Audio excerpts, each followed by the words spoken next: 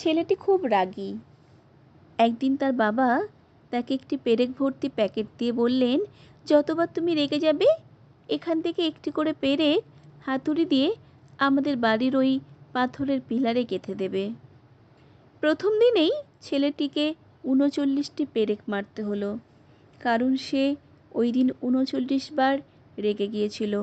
তখন সে ভাবল, কষ্ট করে পেরেক মারার চেয়ে রাগ কমিয়ে ফেলা ভালো। পরদিন থেকে ছেলেটি রাগ নিয়ন্ত্রণে আনার চেষ্টা করতে লাগলো। প্রথম দিকে ব্যর্থ হলেও তীব্র ইচ্ছাশক্তির কারণে সে সপ্তাহখানেকের মধ্যে রাগ বশে আনা শিখে গেল। ধীরে ধীরে পেরেক মারা কমতে থাকলো এবং অবশেষে এমন একদিন এলো যেদিন আর তাকে একটি পেরেকও মারতে হলো না। তখন বাবা ছেলেকে ডেকে বললেন, পিলারের পেরেকগুলো তুলে ফেলো। ছেলেটি মনে মনে বেশ বিরক্ত হলো, কারণ পেরেক মারার চেয়ে তোলা অনেক বেশি কঠিন।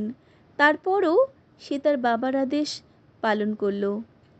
পেরেক তোলা শেষ হলে বাবা ছেলেকে পিলারের দিকে দেখিয়ে বললেন, দেখো, পাথরের উপর পেরেকের গর্তগুলো এখনো রয়ে গেছে।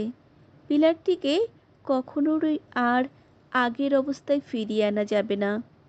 যখন তুমি রেগে গিয়ে কারো মনে আঘাত দাও, তখন তার মনেও ঠিক এমনই একটা ক্ষত তৈরি হয়, যা কখনোই পুরোপুরি মুছে ফেলা যায় না। শিক্ষা, আঘাত দেওয়া সহজ, কিন্তু চিহ্ন মুছে ফেলা অনেক কঠিন। সংগৃহীত, কণ্ঠে আমি সুমিত্রা।